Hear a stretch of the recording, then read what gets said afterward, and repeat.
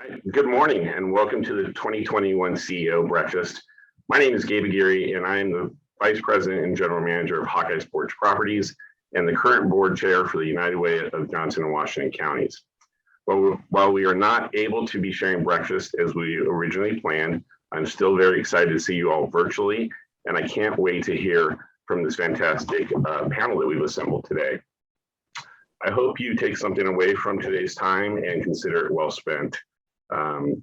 So now I'd like to introduce Tricia Smith, United Way Vice President of Development and Marketing, to take care of a few housekeeping items. Tricia?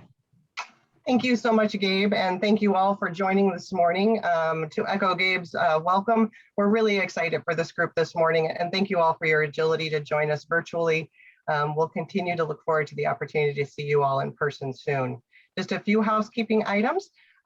You all will be joining our meeting today with your mics muted, and we do appreciate it if you go ahead and leave those muted during the call. We will have the chat feature available for you, so if you do have any questions during the program, you are welcome to put your questions into the chat, and we'll certainly try to convey those over to our speakers to make sure they do get responded to. Again, just a little Zoom reminder that it's always helpful to place your view into that speaker view so that you do enjoy the call at its highest. We also remind you that if you should have any questions after the call today, you feel free to reach out to us and we're happy to assist you. We'll also be putting our virtual program link in the chat window here shortly. So in case you've missed that email or just don't have it handy, you certainly can take a peek at our program as our presenters are speaking today. And with that, I have the privilege of introducing to you Katie Knight. Katie is the President and CEO of United Way of Johnson and Washington counties.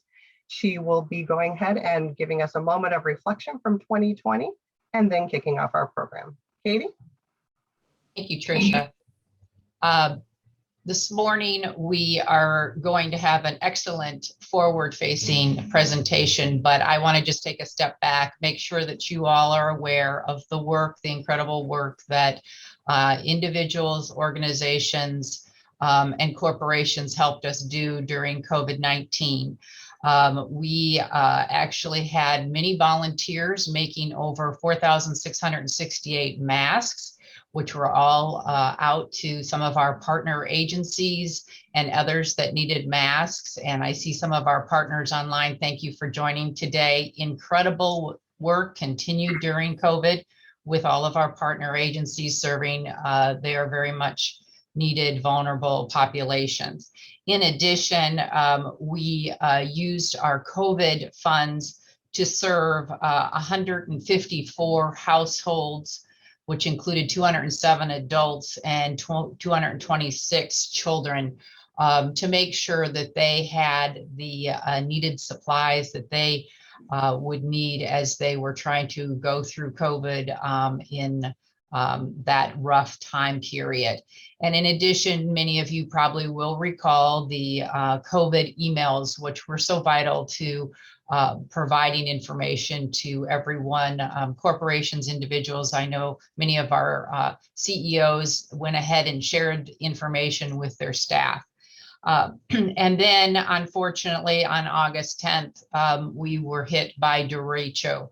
Lynn County was harder hit, but we did experience issues. And so, again, we picked up and helped 68 households with 98 adults and 128 children try to clean up and get the help they needed to repair their homes and so forth. So those were some of the things that we did then. And then in December, we had our largest Adopt a Family holiday program. And with that program, we helped 341 children and 163 adults, total of 504 adults. And that was greatly due to many companies and individuals that stepped forward to help us get the gifts that children were asking for, and our partner agencies provided the families that received that assistance. So we just want to thank any of you that may have been involved with that and are so appreciative of our community. And so I have a special opportunity now to go ahead and ask our new Iowa Heartland Hockey Organization and President and CEO Brian McKenna to take a few moments and share information with us. And he's going to be introducing his new coach. Brian. Thank you very much. I'm so grateful for the opportunity to address the group this morning. For those of you that don't know, the Heartlanders are the new hockey team in town. We play in the ECHL, which is the National AA Hockey League, and we're an affiliate of the Minnesota Wild of the National Hockey League. We're honored to be the first pro team in the area. And in terms of our arena, Merrill Lundell, Kelly Hayworth, Josh Schomburger, and many others who participated in the construction of the facility are very proud of it, and well, they should be. It's a terrific facility, and it's going to present a great opportunity to watch hockey, volleyball, and many other family events. Our season opens on October 22nd and runs through the first week of April. For us to be successful, we're certainly hoping for the support of all of the folks in the community here, and we can't wait to get involved with the United Way and in our own way, try to give back to the community here in both Washington and Johnson County. On that note, I'd like to introduce our new head coach, the first head coach in the history of the team, Mr. Jerry Fleming. Thank you, Brian, and thank you everyone for being a part of this morning, and thank you for having me on. It's a great area. When I first pulled in here, I was actually blown away by the facilities down here in the Iowa River Landing area. It's a tribute and a testament to all the hard work of a lot of individuals to make this come true. I'm glad to be a part of it, and I can't wait to weave myself into the community, be a part of the events that are going on here, and help the best I can. So thank you again for the opportunity for letting me talk this morning, and we'll see you all in the future. Great. Thank you, Brian and Jerry. We're so happy to have you on today and fortunate to have you in our community. It's now my honor to introduce today's panel discussion host, Len Devonshire. Len is currently the president and COO of Midwest One and the chief officer for both the company and the bank. Len has had a great deal of experience in different financial institutions. So I'm going to lift up a couple that I thought were interesting and a little unique. The first one was that Len actually served as vice president of resource development for the United Way of Dane County in Madison, Wisconsin. And so that is very cool that he's actually had similar position to Tricia's and is helping us out now with his great knowledge. In addition, he served as Chief Operating Officer for Young Life Africa from 2010 to 2013. I'm sure there's another great story behind that. And so as you all get to know Len better, please ask him. And in addition, he's completed the American Banker Association Stoner Graduate School of Banking, earned a leadership certificate in banking from the Wharton School at the University of Pennsylvania. And he serves on the United Way Board of Directors of the United Way of Johnson and Washington County, which of course we're privileged to have him. So with that, I'm going to go ahead and turn it over to Len for today's program. Katie, thanks very much. The only thing I have to say about the introduction is I do want to be clear to everyone that it is stonier and not stoner. Just so everybody's clear about how I've spent my time. But no, I on behalf of your United Way, I want to say to all of you, thanks so much for taking time to be with us this morning. You know, the heart of the program is about adaptive leadership, an opportunity for a conversation, for us to learn from one another. And so to do that, I would encourage you to make this a participatory time. And we're all well practiced with that now, with chat features and reactions. If you hear something from a panelist you really like, we'd encourage you to make that known through a reaction. And if you've got questions or feedback, to put it in the chat, and Tricia, as my able partner here, will help us monitor that so we can incorporate your feedback and questions into the conversation. But you have a lot to look forward to because your United Way has put together a really impressive panel today. And so I'd like to begin by just introducing the folks you're going to get to hear from. First is Robin Thurm. She's the president of Civco Medical Solutions. Civco, as you might know, is a medical supplier of medical devices to make image-guided procedures safer. You might also know Robin from being very active here in the Iowa City and the state of Iowa. Robin has been in leadership and is preparing to take on more leadership with ICAD, with the Iowa City Area Business Partnership. She's also served with the American Heart Association, Go Red for Women, and she recently was named to IEDA's Iowa Innovation Council. In addition to being the president of Civco, a company where she served for 30 years in a variety of positions and been a big driver of its growth, she is also an adjunct professor at our own University of Iowa MBA program. And lastly, as we think about leadership and how we steward our employees and colleagues, it's good to know that Robin and her team at Civco have been recognized by CBJ as one of the coolest places to work. Robin, welcome. Next is a name that many of you will know because of his great impact on our city every day. Jeff Fruin is the city manager here for the Iowa City area, and he's been in that role since 2016. He originally joined in 2011 when he came here to us from Normal, Illinois. And an interesting fact about Jeff is that he was an intern in the White House in the Clinton administration. Jeff, we are thankful for your service to our city and glad to have you here this morning. Next is a woman with two jobs. Marcia Wolf is the Chief Human Resources Officer and the Chief Information Officer of Green State Credit Union. I can tell you that at any place, and you know, those are two big tasks, but particularly at a place growing as quickly and impressively as Green State. You know, Marcia joined in 2018, and in these 3 years, Green State has grown by 40%. So we are very glad to have Marcia with us this morning. When she is not spending time with her loved ones, Marcia is passionate about animal rescue and a lover of our four-legged friends. Marcia, welcome. And last but certainly not least is Cheryl Reardon. Cheryl is the Chief Human Resources Officer and Associate Vice President here at the University of Iowa.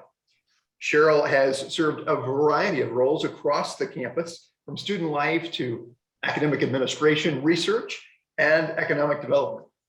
In her current role as CHRO, she has responsibility for driving the culture and processes and procedures, stewarding 30,000 employees.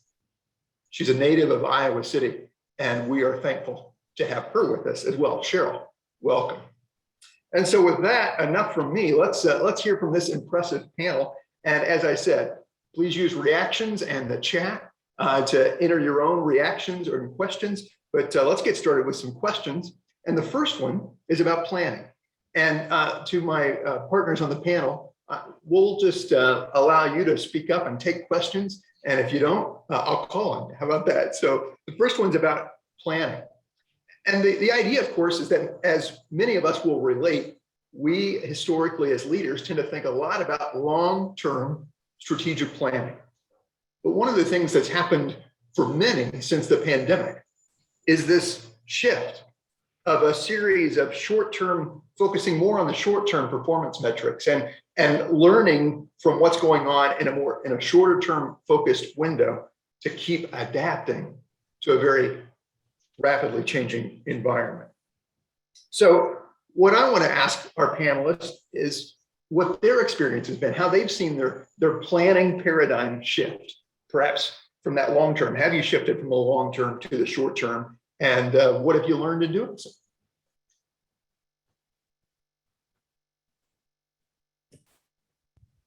I'm happy to go first. I would say, for us, as they say, a true sign of a strong strategic plan will stand the test of time. And while, yes, we had to make some short-term decisions, as many of you did, and we're rapid firing on the decision making, I really feel like our strategic plan is held strong. And once we got past those first, 4 to 8 weeks last year of some rapid decision making and working to ensure the safety of our people, we quickly returned to focusing on executing on our plan. And I would say we made a few shifts, but I think we have a strong strategic plan, and it will stand the test of time. And we spent a lot of time here over the last 2 months revisiting it, and it's, we really believe we're staying the course. And we had a strong plan to begin with, and it will stand the test of time. So not a lot of shifts as far as what our overall strategy is. There's definitely tweaks, and we'll make sure we're adjusting along the way, but no wholesale shifts for us. Robin, thanks for that. I'm just curious, at SIPCO, what horizon do you use in your strategic plan? We have our annual operating plan, so that's the immediate next year, but then we're looking out 3 to 7 years. We have a lot of questions. We're looking for 3 to 7, what's going to happen. Great, thank you. Anyone else about the shift from maybe longer to shorter term focus? Hey, it's Cheryl Reardon here. So at the university, just a few things. We were in the midst of a strategic planning process, and our plan is a 5-year plan. And it's a plan where our deans and VPs will create a plan, and then of course we do the institutional strategic plan. There was I think a fundamental shift from, we had put a pause when the pandemic started, and the fundamental shift was, one, higher education will likely change here as we move into the next 5 to 7 years, with the decrease in the number of 18-year-olds who might be coming to our campus. But more importantly, and I think strategically, including faculty and staff or employee success in our strategic plan.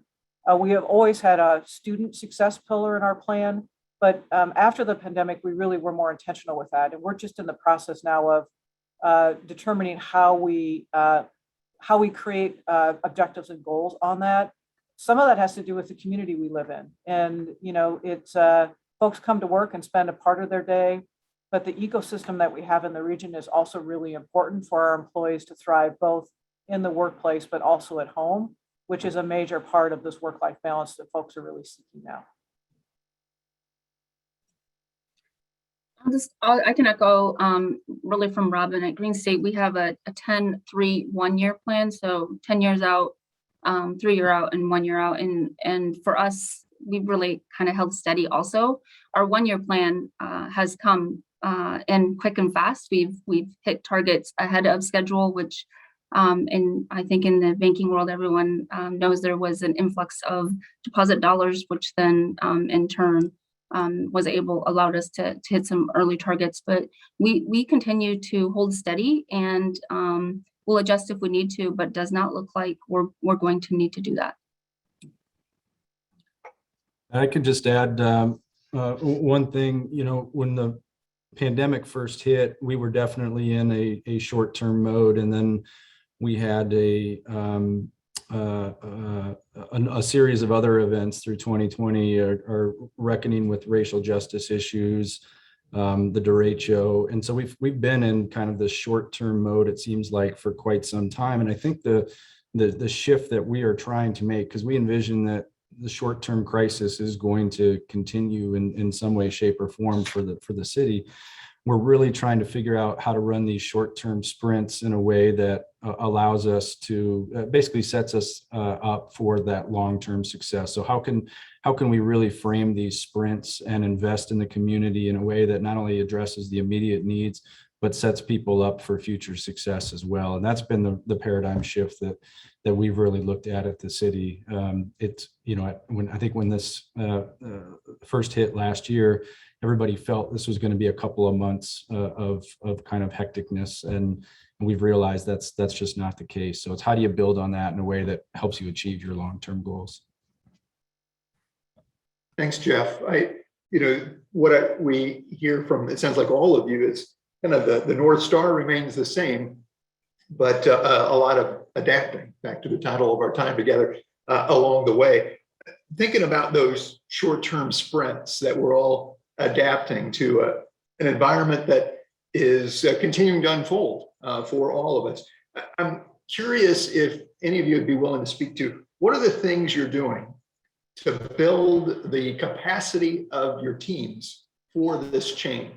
How do you build capacity for change? We'll go reverse order here. I'll kick things off. I think we just have to recognize that our employees are going through quite a bit, and we may not know everything that they're going through. People are carrying a lot of stress with them into the workplace based on what's going on in their personal lives, and we have to recognize that, and we have to be compassionate and be human, right? As leaders. So I've really focused on trying to find that balance. We have to encourage change. We have to push, but we also have to be understanding and compassionate. So it's really about trying to make sure that your employees know that you care deeply about them and that you want to support them. And I believe if they feel that from their leadership, they're going to respond, and they're going to be more likely to answer that call for change and adapt whatever they need to in the workplace. I would agree with that, Jeff. We've used early on, I've seen it posted now as well, but our parent company Roper hosted a webinar for all of the presidents of their companies, and one of the quotes he said just resonated with me through the whole thing is just remember, we're all in the same storm, but we're in a different boat. And we've spent a lot of time as a team talking about that. But even before the pandemic, we've spent some time just making sure that that our team was agile and open to new ideas as well as other people's perspectives. We've seen a lot of change in our organization, quite honestly, in our 40 short years, and really feel like our team has come to embrace it and realize that that's just a never-ending thing in our business, in the markets that we play in. And so they've just been outstanding through the whole thing. And the open communication really helps. Like, I've shared, to the same storm, different boat. I was pretty vulnerable with our team and shared, what I was going through or challenges I might have been having. And, they just realize that they're not in it alone, and to make sure they're reaching out for help if they need it.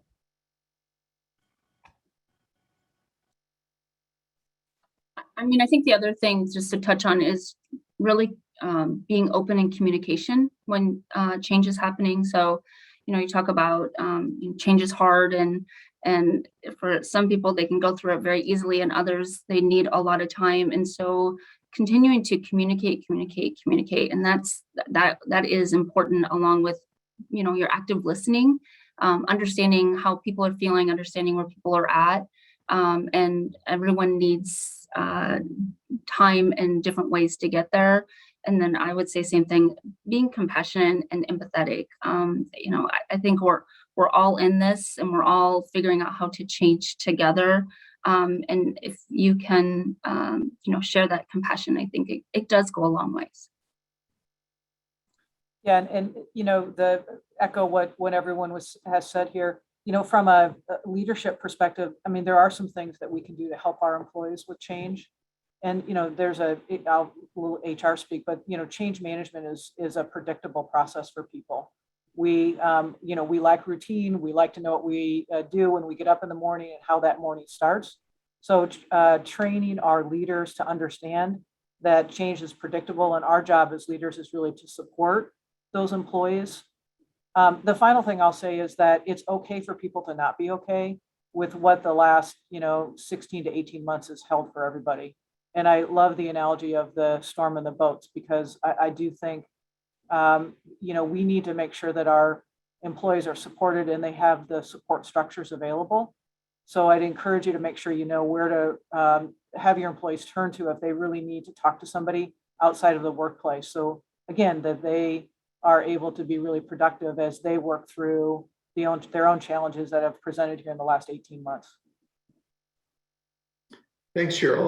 That phrase, it's okay to not be okay, reminds all of us that we're perhaps in the midst of two pandemics. there's the headline grabbing one that we all know with COVID-19, but there's perhaps a more silent wave of mental health challenges that so many are confronting in these times. And so, Jeff and Marcia, I heard from all of you about this idea of empathy. Robin, you talked about what I would describe as vulnerability as a leader. Here are things I'm dealing with to affirm that. I would just love to hear from all of you about what are things that your organizations are doing to help come alongside your employees who might be dealing with increased mental health challenges. I'll kick this one off. A couple things we're doing here at Green State. First off, we have a CUL site, which is an internal site that is very actively used both at the leadership level and employees. So there's lots of posting always going on, fun things like weddings and babies being born, which are always great to celebrate. But we also use that as a tool to get resources out there, right? So we talk about mental health. We provide, learning tools and just articles that we're sharing along with resources. So as a Green State employee, we provide 6 sessions through our employee assistance program that are paid that employees can take advantage of. And so, we sometimes hear of employees that are struggling that we automatically pick up the phone and give them a call and send them that way. And then others that you just, they hold it in. And so our goal is just to continue to communicate that those resources are out there. Yeah, I guess I'd echo that, and just over communicating those resources right now is really critical. We've done a few other things that I think have been helpful, where we've noticed pockets in our organization where there's likely to be more stress and anxiety. We've offered supplemental services. So, for example, our police officers have been through quite a bit this past year, and it's been very tough for them and their families. And so we've made counseling services available to them at no cost if they choose to do that. We try to even go beyond the traditional EAP type of program and offered kind of specialized counseling for them if they or their families need that. So trying to identify if there's pockets in your organization that may be carrying more stress and anxiety is important. And then, it's been, I think early on in the pandemic, we all kind of pulled back from probably employee events, appreciation events and things like that. We've really had to think of, you can't just skip those forever. So we've really had to adapt those. We've done drive-through appreciation breakfasts and outdoor picnics and things like that to try to bring back that camaraderie and bonding that takes place in the workplace that we've all missed this past year. A couple things at the University of Iowa, and similar to what comments have been made. We have our EAP office that is very, very busy. One of the things that we did early in the pandemic and we continued was task force that really created a mental health, one mental health for all of our faculty, staff, and students. So we had a comprehensive approach. We switched some of our sessions to virtual, which everybody needed to do, but our numbers went up significantly. And at some of our mental health forums, we were over the capacity of, I think it's 350 on Zoom. So we needed to switch the modality. And so that just told us that may impact how we deliver some of our services. We're focusing quite a bit on resilience with our leaders and have intentional programming to come out to the units to do resilience training so that our leaders, first and foremost, can take care of themselves, so then that they can help with their employees as they are struggling to return to the workplace. The other thing is we're trying to provide as much flexibility as possible. It's been the pandemic. We've got, polarized opinions. We have 24/7 news. We've got social media. And then those that had school-age kiddos were also working alongside of maybe homeschooling. So just recognizing it's going to take some folks a little bit of time here, and the burnout is real. And I think recognizing that and then programming to that is really important, and to give people time to adjust to the new normal that folks are in right now. I'll just add a little to that. I mean, we of course have our EAP program, and when you talk to a lot of companies, the EAP program is probably the most underutilized benefit that companies offer, and the EAP is free. That's, you know, there's legal services, financial services. People need that assistance right now, as well as mental health. So I think that also we all need to be aware there is a new wave of this, you know, silent concern on mental health. I know I have a lot of parents with children returning to school. They're having a lot of anxiety about, you know, if we have to go back to what last year was like, they don't think they can handle it. And so just, you know, celebrating with them as they seek assistance and utilize some of those EAP services, and just making sure people are comfortable. I mean, we've openly talked about issues people might be facing, and you know, as you said, Cheryl, it's okay to not be okay, and that's not a weakness. It's you know, when you need help, you need help. So that's all I would add. Thank you. Thanks, Robin. You know, one of the themes from what each of you shared is this idea of a lot more communication. And so I'm curious if you can speak to a little bit about the kind of the practical side of that, particularly as we've been in this remote or hybrid work environment. What are some new ways that you've tried to increase the level of communication across your organization? I maybe can start here. So we saw our leaders really champion transparent communication, and, you know, the number across our campus of town hall meetings or collegiate meetings with significant numbers of people participating. In my department alone, we had about 90% of folks that were on the call, and they continue to be at that level even today. So there's a yearning for folks to hear from the leader, and to demonstrate that, you know, we're in this together, and that it's tough for everybody, including the leader. So that's something as we work through that we've considered here.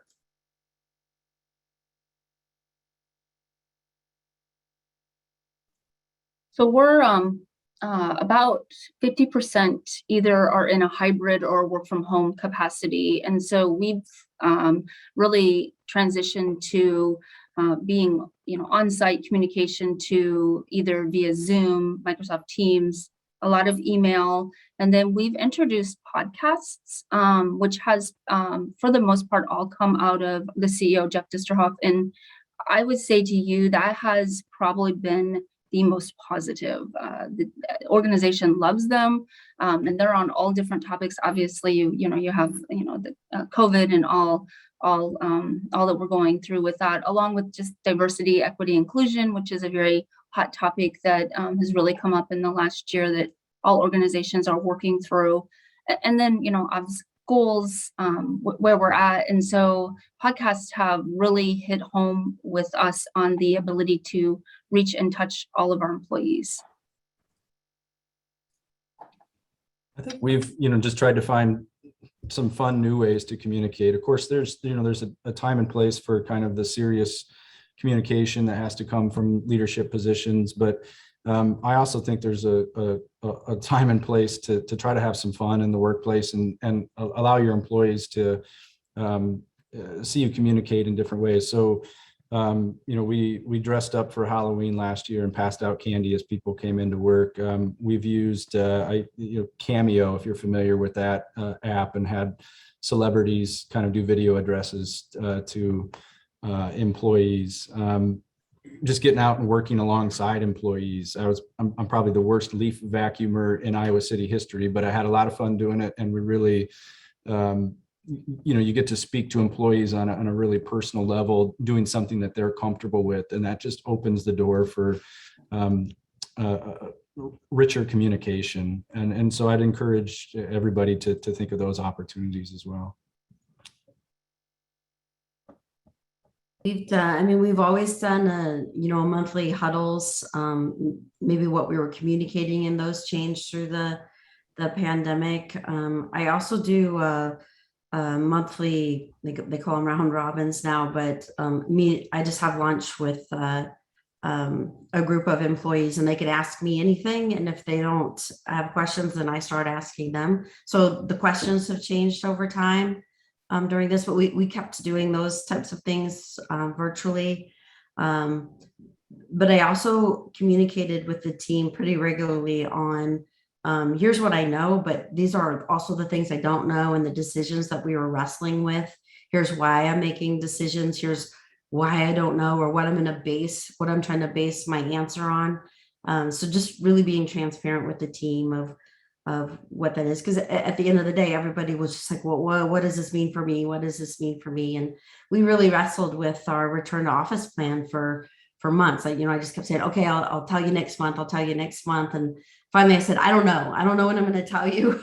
But we came up with a plan that we think was good. And then with the recent changes, again, a good plan will stand the test of time. We said, yeah, this is the way we're going to work for a while, regardless of what the mask requirements are or whatever. This is how we can work and work safely. Robin, thanks for that. Your example, as leaders, you talked earlier, I think, about vulnerability. This idea of just saying, I don't know, seems like an important part of leadership, especially kind of in these changing times. One of the things I hear you describing, Robin, thinking about this mix, Marcia, you spoke about it as well, this mix of work environments of hybrid and remote and so forth. Can you all speak a little bit to, Jeff talked about it, some of these ideas of things that you do to maintain and cultivate and even grow or advance culture, that sense of connection and across the team? Mm-hmm. I think that has been a big point for us over the last 4 years is our culture and our employee engagement. We're really proud of how far we've come. And I don't think we would have been as successful as we were working 100% remotely had we not all been together in the first place and kind of gotten used to that camaraderie, how we work, and some of the banter that we may have. But I think we had maybe 15, 20 people that worked remote, before the pandemic. And it's really helped them because now we're all on video. And I was the first one to completely avoid staring at myself in a picture all day. And, I would just fight, go to a meeting. I'm like, oh my God, it's so complicated. How do I do it? And now it's, I'm like, oh gosh, Robin, you're being silly. It's just a push of a button. It's so easy. So I know our already remote team said, thank you for the video, because they feel even more connected with the team now than ever before. So we, as we came up with our hybrid situation, or what that work looks like, we said you got to be on video. We need to see your face. You need to have a good work environment. We all dealt with kids and pets and all that stuff in the background, and it's still going to happen. We're understanding of that, but we want people to have a ergonomically good environment and the right internet speed, et cetera, to do business correctly. But so we just put some parameters of here's what success looks like working in that environment. I put in the chat of some videos that we've created here at the university. You can go out and look them. They're really quick, but there's a couple themes. Looking at coming back to work kind of as a fresh start. I mean, many of us sent kiddos to school yesterday, so it's a fresh start, and being intentional about that, and then relaunching your team, with the new group norms that might be expected. Robin mentioned that with, making sure the expectation is people are actually on video. But I think very intentionally, we want to think about culture because it will create itself. We either are intentional with it or it creates itself. The other thing that I think we need to really keep in mind, and I don't have the answer here, is when we have different work modalities, those that might be working in a hybrid or remote, or those who are on campus, will individuals on campus get different opportunities that don't present for those that are off campus? And that might just because they're in the line of sight of the leader. And, you know, when it's a busy day, some of those stretch assignments go to those individuals. And then is that creating a culture where everybody can thrive? And I don't know the answer here, but I think it's something as organizations, we really need to stay focused on and really assess it after 6 months and a year, because it could be counterproductive to what employees really want, is to continue to grow and develop in their roles. I'll just chime in here. I think that, you know, I would say the same thing. We don't have the answers for, you know, how much culture is going to change with the new, you know, hybrid and work from home environment. But we'll have to continue to work through that and be adaptable along the way, I think, is just the reality. I will share that we've been able to attract different talent with the ability to work from home and just the hybrid option. So we're hiring candidates in Georgia and Arizona that we would have never done or probably been able to do without kind of the new way of thinking. So, you know, while I do think there is unknown and we're going to have to be flexible with that. And I think we all, certainly myself, that's near and dear to my heart, is culture, right? And ensuring that we have the best culture that we can. I do think it's going to morph as we all work in a different environment. But overall, I think the positive has been we've allowed our employees to work with their managers on the rules. There are rules that just have to be in the office. There's just no way around it. But the rules that are, you know, flexible and can either go hybrid or work from home or fully in the office, we've really allowed the employee to work with their manager to make those decisions. What works best for you? What days are you going to absolutely be in the office? And so we've kind of done the we versus me time, which is when you're in the office, it's we. It's working together. It's making sure that you're scheduling your meetings. It's being present with your coworkers and peers. And then at home, really trying to schedule that as me time, things that you can do independently, and really try to lay it out that way so that people really are able to be flexible and morph into what makes the most sense. Marcia, what you're describing there reminds me of the phrase, you know, that necessity is the mother of invention. And I'm thinking about this idea that, you know, as we communicate as leaders with our coworkers and one another, that there's this idea that we have to be clear-eyed and acknowledge kind of the brutal truth about the hard things. But then there are also some things, you mentioned it on that internal website at the credit union, but there are things we can point to in terms of things we've learned and been able to put in place, like recruiting employees and showing, hey, we can do that. And it expands our recruiting time in a hard time to recruit, right? So there's some good things to point to as well. And it seems as leaders, one of the things I hear from each of you is this idea that we're going to need to be acknowledging both the hard things, but also the good things. That's thank you for that. I hear a lot of the same theme from each of you about intentionality and creativity. And that we're not going to drift into this. It has to be a choice and a kind of a daily learning and test and learn and to continue to cultivate it. So thank you for that. As we kind of approach the end of this portion of the program, I just want to give our panelists one more opportunity, maybe to summarize one idea, perhaps from the conversation this morning, or just a general lesson you've learned to think about adaptive leadership.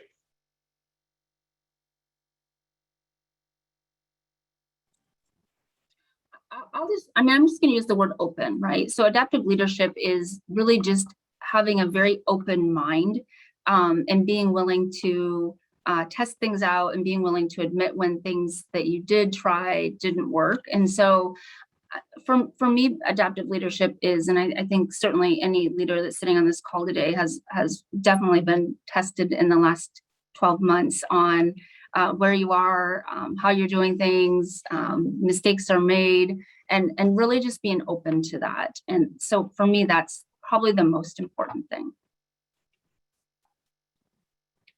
Yeah, I'd just say, be you. Employees want to know that they want to relate to their leaders. And I don't think anybody through this last 12 months expects perfection. And the employees aren't looking for perfection out of their leaders, but they're looking for someone that is real, that is authentic, and that truly does care about not only the company mission, but the well-being of employees. So continually look for that personal touch, those opportunities for personal touch with employees.